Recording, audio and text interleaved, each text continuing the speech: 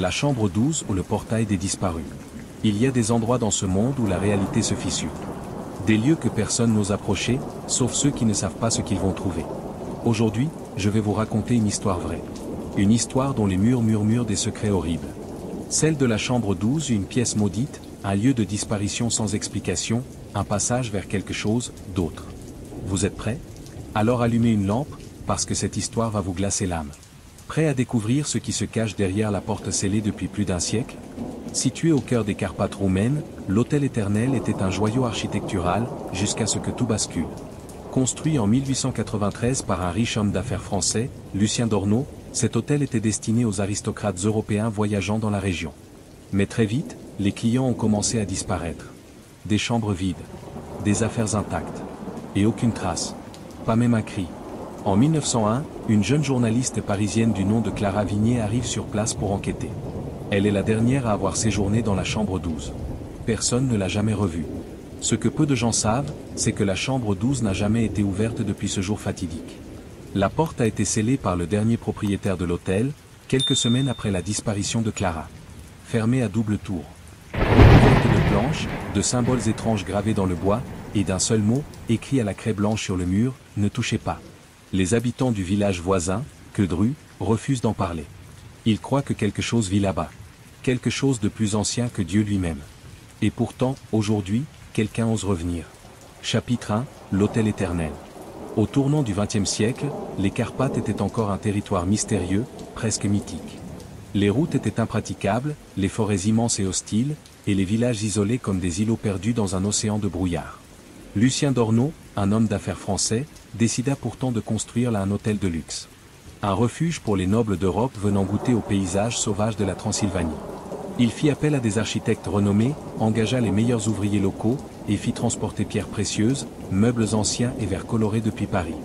L'hôtel fut inauguré en décembre 1893, pendant une tempête de neige qui coupa tout accès à la région. Les invités, captifs volontaires, assistèrent à une soirée magnifique. Mais dès le lendemain, les premiers signes inquiétants apparurent. Un serveur déclara avoir vu une silhouette descendre l'escalier arrière alors qu'il était seul dans le hall. Personne ne put identifier cette figure. Personne ne voulut descendre vérifier. Puis, 3 nuits plus tard, une cliente britannique, Lady Evelyn Hartley, disparut sans laisser de traces. Sa chambre était restée parfaitement ordonnée, ses gants sur le lit, son livre ouvert à la dernière page. Son mari, retrouvé errant dans les sous-sols, parlait d'une voix étrange, comme si quelqu'un parlait à travers lui. Il répétait toujours la même phrase, en boucle, les yeux grands ouverts. Je l'ai vu entrer dans la chambre 12. Personne ne comprenait de quoi il parlait. Car la chambre 12 n'existait pas officiellement dans le registre de l'hôtel. Ou du moins, personne ne s'en souvenait. Chapitre 2, l'enquête de Clara Vignier. 100 ans plus tard, en 2001, une journaliste française ambitieuse du nom de Clara Vignier décide de lever le voile sur les mystères de l'Hôtel Éternel. À l'époque, l'établissement avait été abandonné depuis près de 70 ans, mais les rumeurs autour de ces disparitions inexplicables n'avaient jamais cessé. Clara est convaincue qu'elle peut résoudre l'énigme là où tant d'autres ont échoué. Armée de son dictaphone, d'un carnet de notes, et accompagnée d'un ami vidéaste, elle franchit les portes vermoulues de l'hôtel un soir de novembre. Ils pensaient seulement passer une nuit dans un bâtiment vide. Ce qu'ils ont trouvé les a changés à jamais.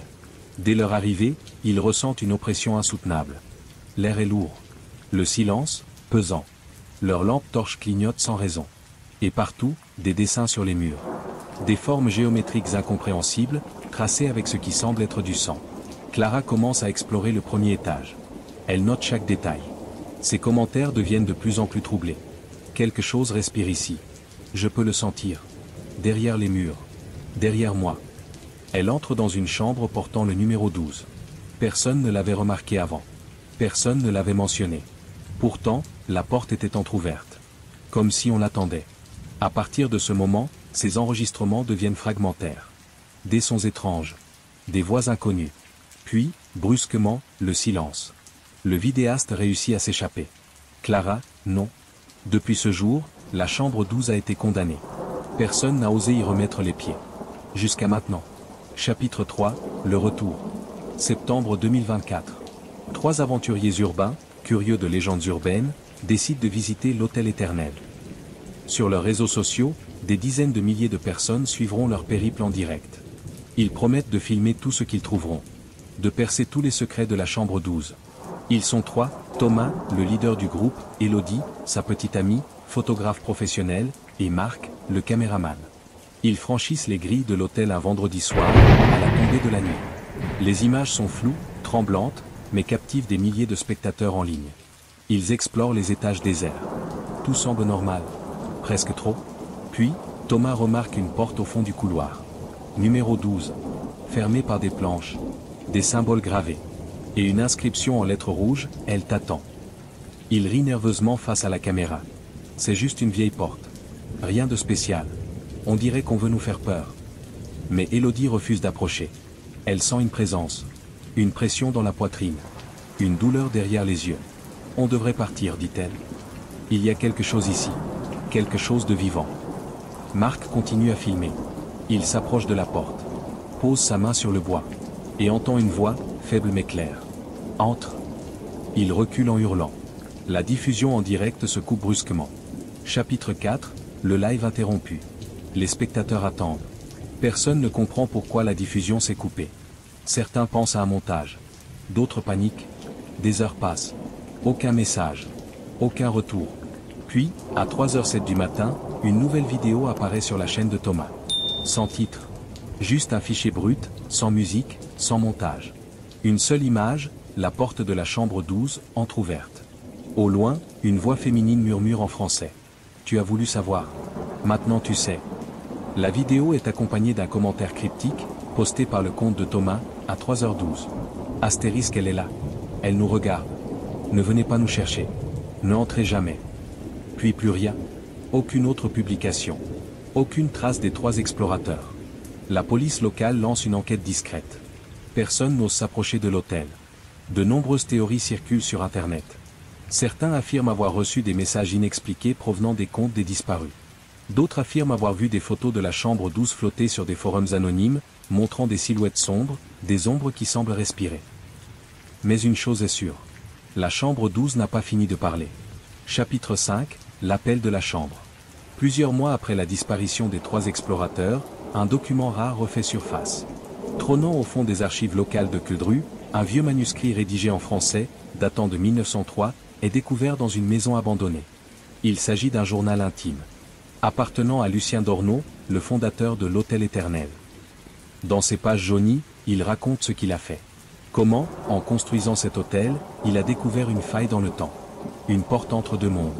Comment il a tenté de contrôler ce pouvoir, et comment il a échoué. La chambre 12 n'est pas une pièce ordinaire. C'est un seuil, un passage, et une prison. Il décrit des visions, des voix, des choses venues d'ailleurs. Il explique que chaque personne qui franchit la porte disparaît, mais pas vraiment. Elles sont prises, conservées, pas tuées, emprisonnées dans un espace entre le vivant et le mort. Pour toujours. Il termine par une mise en garde. Si vous entendez votre nom, ne répondez pas. Si vous voyez une lumière, ne la suivez pas. Et surtout, si vous trouvez la chambre 12, ne l'ouvrez jamais. Mais certains disent avoir déjà entendu leur nom. Murmurer dans le noir. Dans leurs rêves. Parfois même, quand ils sont bien éveillés. Et toi? As-tu déjà entendu ton nom, dans le silence de la nuit? Chapitre 6, l'appel à l'aventure. Alors, vas-tu continuer à écouter cette histoire? À te dire que ce n'est qu'un conte urbain, une légende inventée pour faire peur? Ou vas-tu accepter la vérité?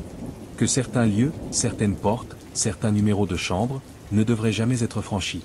Peut-être que tu crois que cela ne peut pas t'arriver. Peut-être que tu penses que ce genre de choses n'existe que dans les films.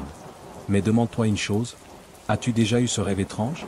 Celui où tu marches dans un couloir infini? Où une porte rouge t'appelle par ton nom? Où tu sens que si tu franchis le seuil, tu ne reviendras jamais? Demande-toi si ce n'est pas un simple rêve. Ou si tu as déjà été choisi. Parce que la chambre 12 cherche toujours quelqu'un. Et peut-être, c'est toi. Tu as aimé cette histoire? Tu veux en savoir encore plus? Alors abonne-toi maintenant. Index revers pointant vers la droite blanc, clique sur le bouton s'abonner, active la cloche et rejoins la communauté des audacieux. Parce que si tu ne t'abonnes pas, tu ne seras jamais prévenu quand la prochaine porte s'ouvrira. Et tu risques de rater quelque chose de vraiment terrifiant. N'attends pas qu'elle te trouve en premier. Abonne-toi.